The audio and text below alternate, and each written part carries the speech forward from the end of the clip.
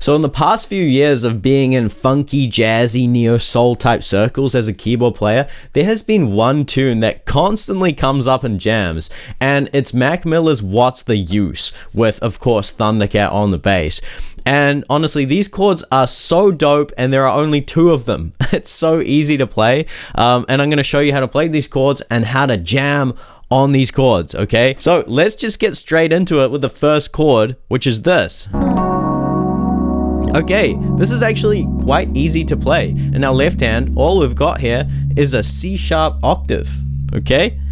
Now, as for the right hand, we're constructing this chord, which might seem and sound like advanced or something at first glance, but it's actually not advanced.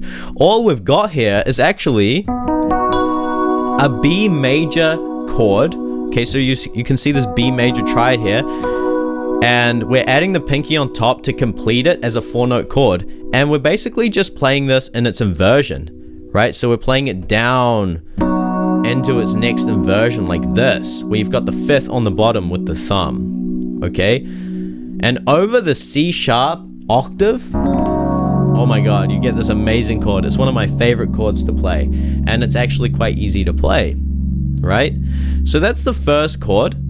And then the second chord is this. Okay, so this is an F sharp minor 7. And this is also quite easy. In the left hand, again, we've just got an octave. Okay, so the left hand is sussed. Right hand, you're just playing an A major triad. Okay, so easy. Put them together, you get a dope chord. Right? Now, to make it extra dope, notice how our second finger is just like hanging here in loose air. Well, what if we just land it on the note that it's kind of hovering above? Right, that B. What happens? Ooh, we add a bit of crunch to that chord. Sounds so good. What if even we start like this with our middle finger hanging in the air, and after we've played that, we kind of rock onto that middle finger like this. Like that. Wow. That's a neo-soul movement. It's called a grace note, and it adds that neo-soul touch, right? That hip-hop, soul, funky touch to your playing. Okay?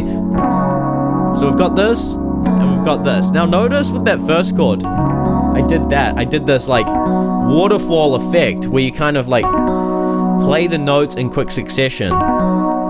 That's another technique that you can apply to chords to add this extra funky just something to them, right? And there you go. That's how to play the 2 chords of this tune. And I recommend going and playing the song right now and just playing these chords and vibing along to the song and getting the groove, right? A big part of this is feeling the groove. If you want to play that kind of neo-soul jazzy music, you got to tap into that rhythm, that beat, and play the chords with that beat, okay? And the way to do that is to play along with recordings, okay?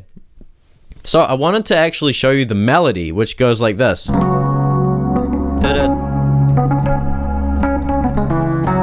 Okay, so that's the first idea, right? C sharp, like that. And then B, C sharp again, like that. Da, da, da, da, do, do, right? Da, C sharp, B, G sharp, E, F sharp, right? So what you can do is you can land the chord first, and then play that melody. Now that's actually the melody of the bass line. Something really interesting about bass is it's actually a melodic instrument, way more than people realize. The bass is laying down the melody of this tune, and then Mac Miller actually sings that melody in the chorus, right? So it's like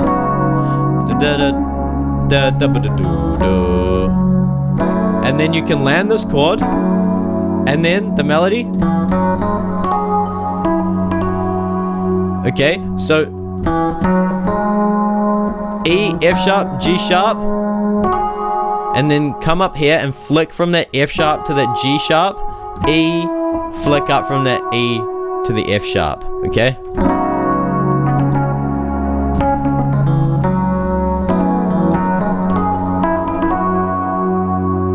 Now, if you want to add a little bit of rhythm, what you can use is this kind of stride effect in the left hand, where you're playing like this.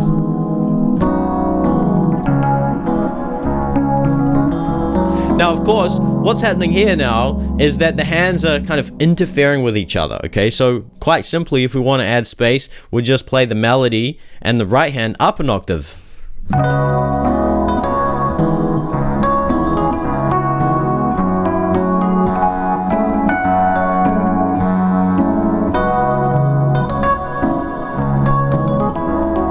Okay, so what is the left hand doing with the stride technique? Well, firstly, we're establishing the root of the chord with an octave, and then we're jumping up, and we're playing this kind of funky, what's called a rootless voicing, okay? So essentially what we've got here is just an E major triad, and then with that fourth finger here, you can land it on that D sharp, and what we're creating here, technically, it's called a C sharp minor 7/9, okay? Right? If I play all of the notes, you can see that C sharp minor 9, rather. Okay? You don't have to add that note, you can just play the E major triad if it's easier. Like that.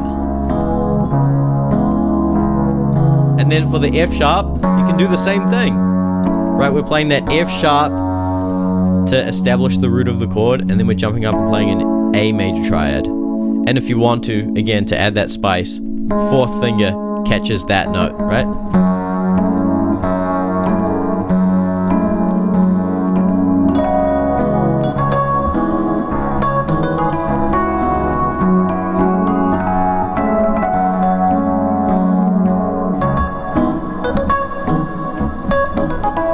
Now, what did I do there? I changed the dynamics and articulation, okay? So that's one of the most effective ways to start sounding like a pro, right? Practice your articulation. So articulation is like changing the character of the note. So this is kind of like legato, right? Whereas this is staccato.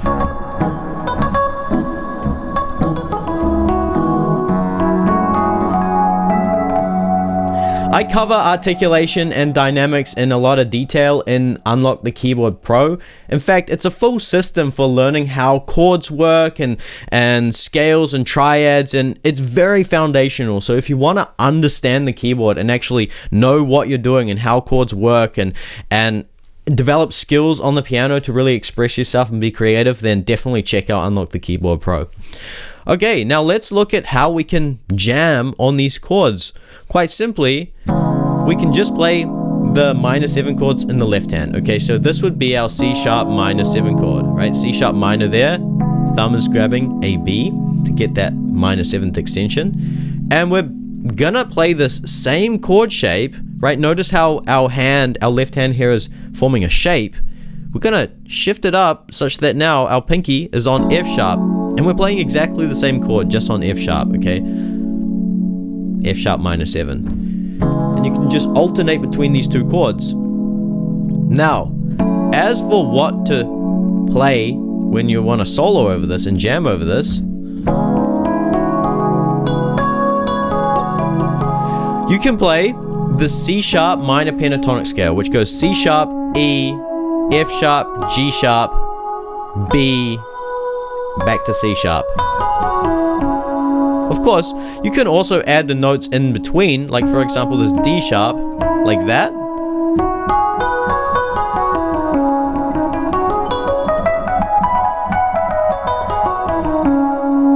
Just run it up and down a couple of times to familiarize yourself with the notes and the way that your hand and fingers kind of navigate across the geography of these notes. And then once you feel comfortable with that, play the left hand. Again, I recommend doing this along to the actual track, so it feels like you're jamming and you've got a rhythm section already.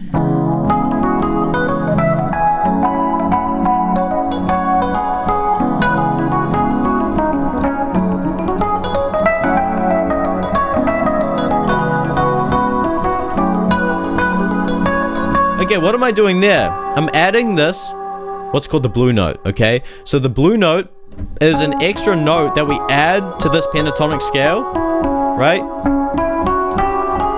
In the middle there. So in this case, it's G, right? And an easy hack with the blues scale is you can just kind of go like this, right? And it's gonna sound good, right?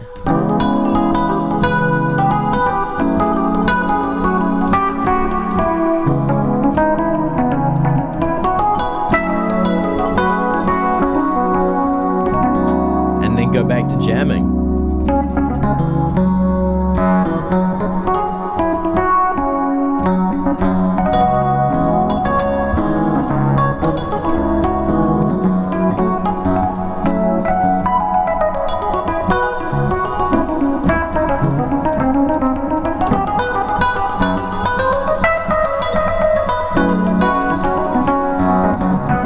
Okay, that's me just having a bit of fun on the song, but I recommend that's what you do. Once you get these chords under your fingers and in your hands and the shapes, and you feel comfortable with that pentatonic scale, honestly, start jamming along. And I can't stress this enough. Play along to the song.